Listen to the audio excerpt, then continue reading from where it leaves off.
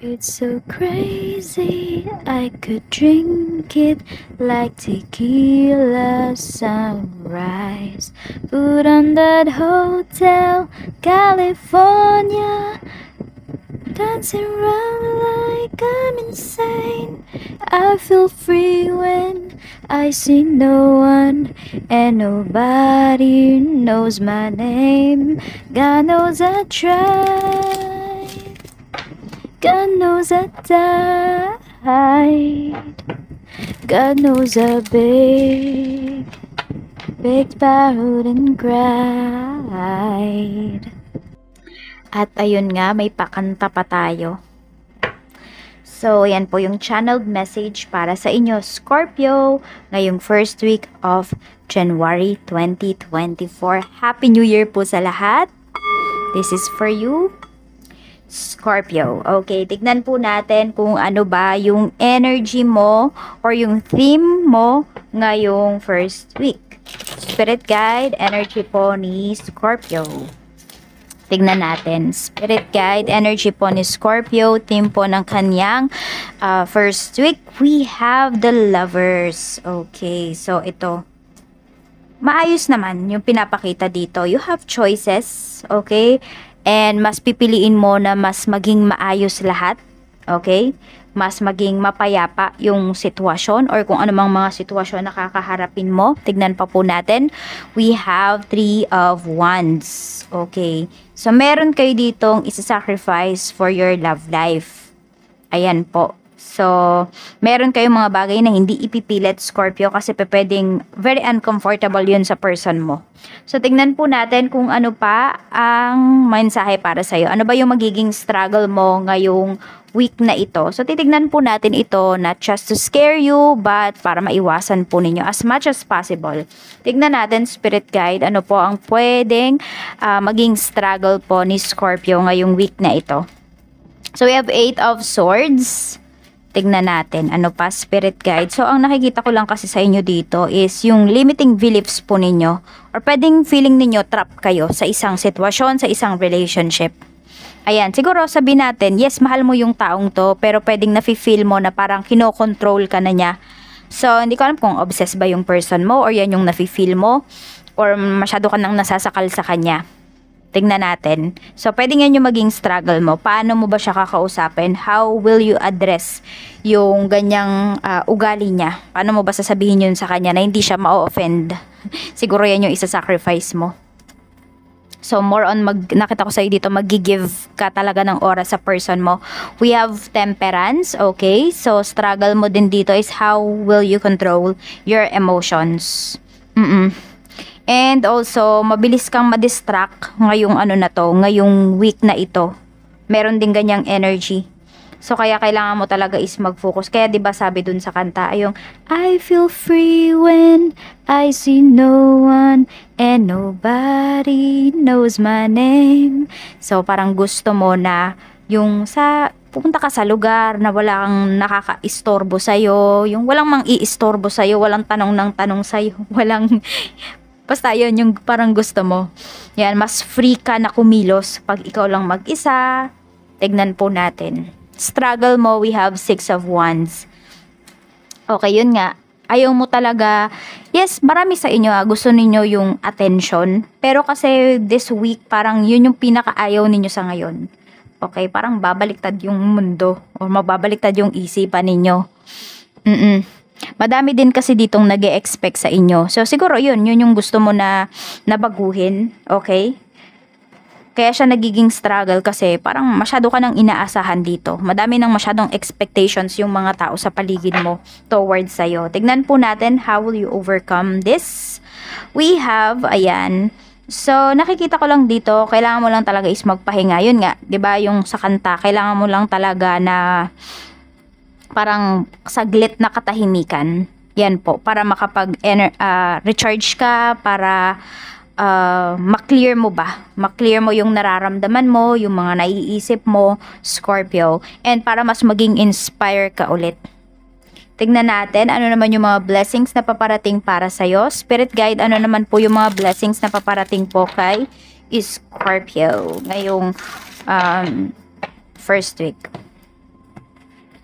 Meron tayo ditong mountain hill. So, ayan, yung iba sa inyo, kailangan yung, some of you need nyong mag-meditate. Need nyo talagang pumunta sa tahimik na lugar, sa forest, para mas makakonect kayo at para mabalance ninyo yung inyong energy. So, meron din tayo dito kasi reach your goals.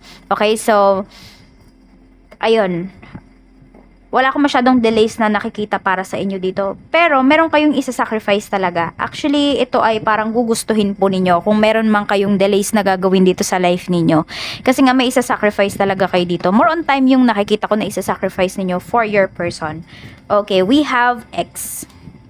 Okay, so pwedeng ito, magkakabalikan kayo. Pwedeng soulmate mo to. Some of you naman, hindi to soulmate. Pwedeng ito po ay twin flames po ninyo. So, may magbabalik dito ngayong week na ito. May magpaparamdam ulit sa'yo. Tignan natin. Or ito, kasi 'di ba merong katahimikan. Some of you, pwedeng in a relationship na kayo, pero meron dito mangungulit sa'yo. Ex mo. We have baby. Ayun. Kaya yung iba sa inyo, kinukulit kayo ng taong to kasi pwede po na mayroon kayong anak. Merong, or some of you, hindi to anak, pwedeng pets, no? So, merong nagdurugtong sa inyo. Pero yung iba sa inyo, anak talaga ito. Or pwedeng mas at home kayo, mas at ease yung feeling po ninyo, comfortable kayo kay ex kesa sa new person ninyo. Yung iba sa inyo ganun. We have elevator. Okay. Actually, may reconciliation talaga na lumalabas dito sa cards mo. So, yung iba po sa inyo, possible yung reconciliation dito. Kung ito yung hinihintay ninyo na blessings, na gifts, ito yung wish ninyo kay universe, pwede siyang mangyari ngayong week na ito. Meron dito na magiging present sa buhay mo, sa buhay ng anak mo, kung meron po kayong anak. So, nagliliwanag yung yung ating video. Tignan natin kung ano pa yung mensahe para sa'yo. Okay, Spirit Guide, mensahe pa po natin. Mensahe pa po natin kay Scorpio. Ano pa po ang mensahe natin for Scorpio, Spirit Guide? We have perspective. So, clear headspace. Yun nga, yun talaga yung gusto ninyo. Maging clear yung mind ninyo, kaya ayaw nyo muna ng maingay na lugar. Yan, tignan natin. Meron din ako nakikita dito na sa cafe kayo. So, pwedeng dyan yung ginagawa yung mga trabaho ninyo. Siguro meron dito work from home. So, parang naboboard kayo sa bahay. Ayan. So, yung cafe po na hanapin niyo is yung tahimik talaga. More on sa nature. Di ko alam kung meron dito parang mga bulubundukin. Yung napapaligiran yung ano na yan, yung cafe na yan. Or mga puno. Basta sobrang tahimik dyan. We have, why can't I tell you the truth? So, merong tao dito na pwedeng ikaw to, Scorpio, di mo masabi yung totoo, or pwedeng may tao dito na hindi niya masabi sa'yo yung totoong nararamdaman niya. Ayan. So, tingnan natin kung ano pa yung mensahe para sa'yo. Spirit Guide, mensahe pa po natin kay Scorpio. Okay. Scorpio, ano pa ang mensahe para sa'yo ngayong week na ito? We have smelling a flower. We have number 28. Ayan po. Yung lucky number niyo is 28. Merong makikipag-usap talaga sa'yo dito. Merong makikipag-reconcile sa'yo. Ayan yung pinapakita sa iyo ni Universe. Tignan natin ano pa yung mensahe for you. Mensahe pa po natin, Spirit Guide for Scorpio. Mensahe natin, Spirit Guide. Okay, we have fellow travelers. Support is all around you. Ayan. Kung saan ka mapupunta, parang hindi mo kakilala yung mga tao, pero mas ramdam mo pa yung suporta nila. Parang yun talaga. Hindi ko alam kung may pag-travel na gagawin yung iba sa inyo. Pero some of you, yan yung ide-delay ninyo para sa isang tao. Tignan po natin ano ba ang advice sa'yo ngayong week na ito. Spirit Guide, ano po ang advice para sa'yo, Scorpio?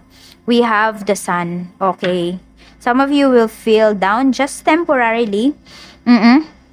Meron dito over-optimistic kayo. So, medyo nabablock nun yung happiness talaga ninyo. So, dapat talaga balance lang ngayong week na ito. May good news kayo na marireceive, pero pwedeng yung iba sa inyo, hindi nyo yan ma-appreciate.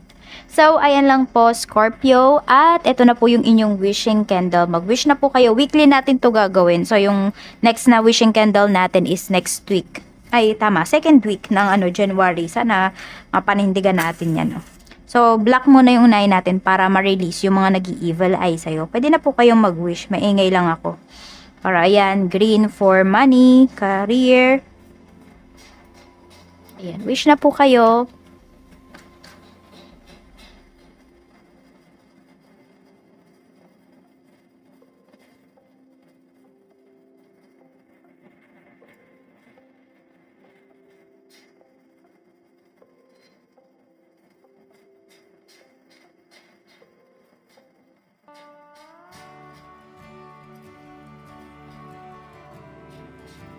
Ayan, seal na po natin yung wishes mo, yung iyong wishing candles.